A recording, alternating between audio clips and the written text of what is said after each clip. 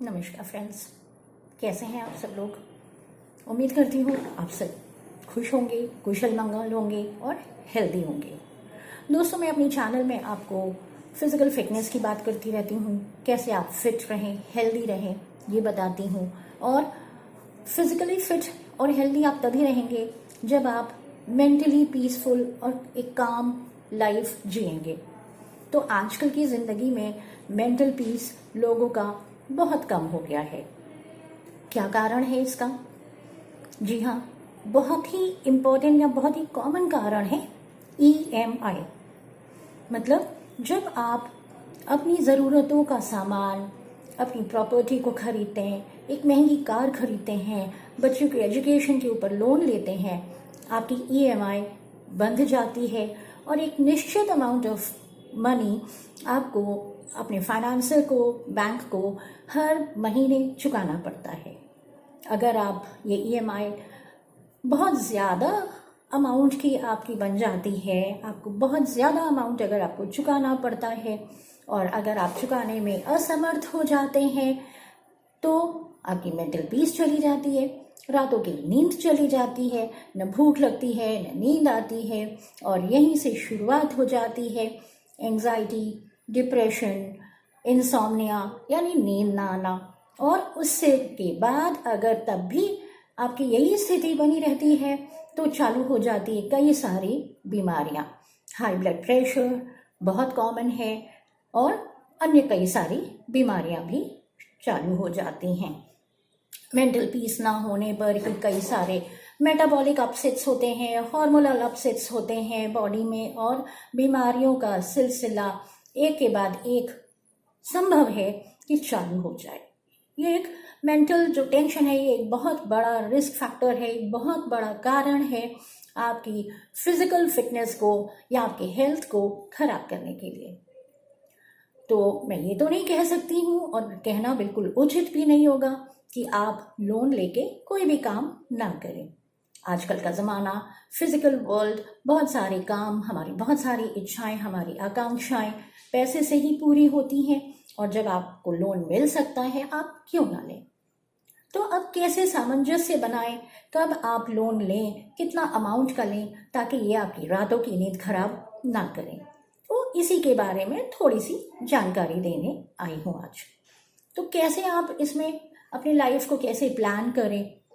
पहला पॉइंट, जी हाँ, सबसे पहले आप अपने इनकम को देखिए और जो भी आपकी मंथली इनकम है आप ये देखिए, जो भी आप लोन लेने जा रहे हैं उसकी EMI इतनी हो कि आपके इनकम में से आप आराम से अपनी खर्चों को निकाल के, ज़रूरी खर्चों को निकाल के आप उसको अदा कर पाएँ, उस EMI को, उसको चुका पाएँ। जो फाइनेंस एक्सपर्ट्स हैं उनके मुताबिक ये लगभग मैक्सिमम जो है ये 30% ऑफ योर मंथली इनकम होनी चाहिए आपकी EMI की कीमत। आप अपने मंथली इनकम में से 30% तक आप अपने EMI में पे कर सकते हैं। तो ये जानकारी आप के लिए फ़ायदेमंद है और आगे अगर आप कोई भी EMI प्लान करने जा रहे हैं, कहीं भी किसी भी तरह से आप कुछ एक्सपेंडिचर करने जा रहे हैं जिसकी कॉस्ट आपको EMI के रूप में चुकानी है, तो आप इस बात का ध्यान रखें। दूसरा कि आप जब भी लोन लें, अगर आप किसी प्रोग्रेसिव पर्पस के लिए ले रहे हैं, किसी आवश्यक पर्पस के लिए ले रहे हैं तो ज़रूर लें, लेकिन कंपेयर करने में किसी पड़ोसी को, किसी अन्य को कंपेयर करके एक बड़ी गाड़ी लेनी है, एक बड़ा फ्लैट लेना है, 2 BHK से 3 BHK में जाना है, दिखावे के लिए, इन सब के लिए एक ज़्यादा अमाउंट का EMI ना बनाएं। ठीक है।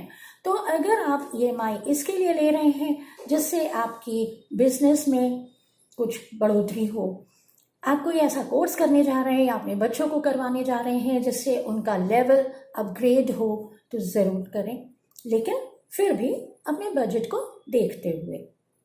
जब भी आप EMI पे करने जा रहे हैं आप कभी भी EMI को मिस ना करें। सपोज आपने 3-4 महीने आपने नहीं पे की और वो अमाउंट जाके आपके हिसाब से एक बड़ा अमाउंट बन जाएगा, अब उसको आगे चुकाने में और ज़्यादा बैलेंस बिगड़ जाएगा। तो आपने ये देखा कि ईएमआई का एक ट्रैप बन जाएगा और आप उस ट्रैप में, आप उस जाल में फंसते चले जाएंगे, और उस जाल में फंसने के बाद आप अपनी मानसिक शांति और शारीरिक आपकी जो हेल्थ, आपका स्वास्थ्य, आपकी फिटनेस है, उसको भी आप गंवा सकते हैं। जो चीज़ें आप अपने सुख के लिए लेने जा रहे हैं, उनको अपने बीमारी का कारण बिल्कुल ना बनने दीजिए। तो आप इन बातों का ध्यान रखिए। एक तो आप अपने बजट के हिसाब से ही अपने ईएमआई प्लान करें। दूसरा कि आप प्रोग्रेसिव चीज़ों के लिए ही आप लोन लें और उस लोन के अनुरूप आप ईएमआई बनवाएं अपनी। तीसरी चीज़ कि प्रोग्रेसिव चीज़ों के लिए लें जिससे आपकी इनकम लेवल सुधरे। आपकी इनकम लेवल साल दर साल जब सुधरेगी तो ये ईएमआई जो आपने आज ली है वो 2 साल बाद, 5 साल बाद, 7 साल बाद वो एक बल्कि छोटा रकम आपको लगेगी, एक भारी रकम नहीं लगेगी। और चौथी बात कि कभी भी कोशिश ये करें कि आपकी ईएमआई मिस ना हो, अदरवाइज वो अमाउंट तो पाइल अप होता जाएगा और वो चुकाना आपके लिए बर्डन बन जाएगा। तो ऑल्दो आप ये सोच रहे होंगे कि मेरा तो फिटनेस का चैनल है, हेल्थ रिलेटेड चैनल है, मैं आज ये फाइनेंस की बात क्यों कर रही हूँ, लेकिन मैंने इस वीडियो की शुरुआत में ही आपको बताया कि फिटनेस के लिए मेंटल पीस ज़रूरी है। और आजकल के इस कंपटीशन वाले युग में मेंटल पीस को बनाए रखने के लिए आप अपनी महत्वाकांक्षाओं को नियंत्रित रखें। बहुत ही नाप तौल के आप अपने महत्वाकांक्षाओं को एक्चुअल या फिजिकल रूप में लाएं, आप उनको लागू करें और सही ढंग से प्लान करें।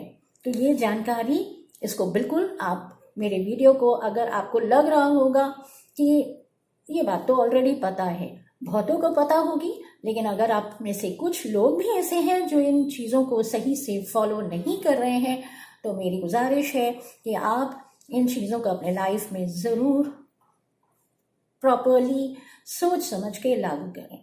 So that's all till now. Thank you.